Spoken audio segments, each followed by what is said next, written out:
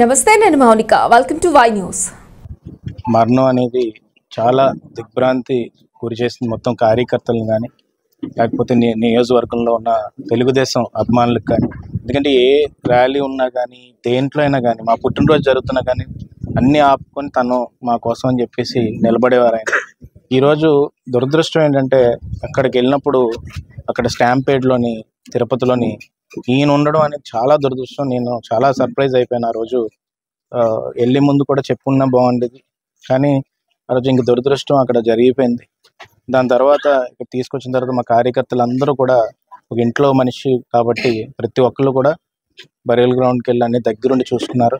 ఈరోజు ఆ కుటుంబ బాధ్యత మేము తీసుకుంటాం. ఎందుకంటే మా కోసం బతుకున్నప్పుడు చాలా మటుకు అన్ని కార్యక్రమాల్లో ఇన్వాల్వ్ అయ్యి పార్టీ జెండా కోసం బతికిన వ్యక్తి, మళ్ళీ ఆధ్యాత్మికంగా ఎంతోమందికి సేవ చేసిన వ్యక్తి. ఎంతోమంది ఇక్కడ వాళ్ళని తీసుకెళ్ళి అన్ని కార్యక్రమాల్లో కానీ, లేకపోతే కాశీ వెళ్ళినా కానీ, వారణాసి వెళ్ళినా కానీ అందరినీ కూడా తీసుకొని వెళ్ళి ఆధ్యాత్మికంగా ఇన్వాల్వ్ అయిన వ్యక్తి.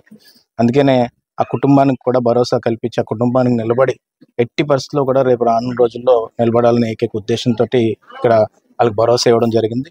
దాంతోపాటు ప్రభుత్వం నుంచి కానీ ఒక 25 లక్షల రూపాయలు ఇవ్వడం జరుగుతుంది. దాంతోపాటు ఏంటంటే కార్యకర్తగా చంద్రబాబు నాయుడు గారు పార్టీ నుంచి ఒక 5 లక్షల రూపాయలు ఆయన కూడా ఇవ్వడం జరుగుతుంది.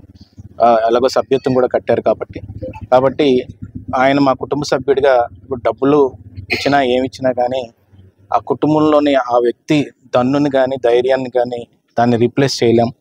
దానికి ఏంటంటే వాళ్ళు పెర్మనెంట్గా ఉండే విధంగా వాళ్ళకి కాంట్రాక్ట్ టీటీడీ జాబ్ కూడా ఆ కుటుంబానికి కల్పించాలని చెప్పి ప్రభుత్వం నిర్ణయించడం జరిగింది.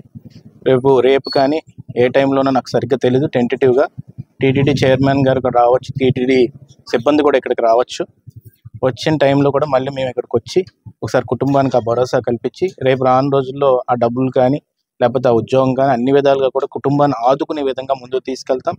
రేపు రానున్న రోజుల్లో ఏమన్నా చిన్న చిన్న పొరపాట్లు జరగకుండా మా కార్యకర్తలు కూడా నేను చెప్తుంది ఏంటంటే, ఏమున్నా ఏం సమస్య ఉన్నా కూడా మా ఇంటికి వచ్చి అందరూ చెప్పుకుంటుంటారు. కొంతమంది కార్యకర్తలు మొహమాటంతో చెప్పుకోరు. అలా నాయుడు బాబు గారు కూడా కొంచెం మేము సాయం చేసే విధంగా ఉండేది, కానీ ఈరోజు ఆ లేని లోటు మేమైతే తీర్చలేము. కానీ ఆ కుటుంబానికి మాత్రం కంపల్సరీగా ఆదుకొని ముందుకెళ్తామని చెప్పి సందర్భంగా మాటిస్తాం.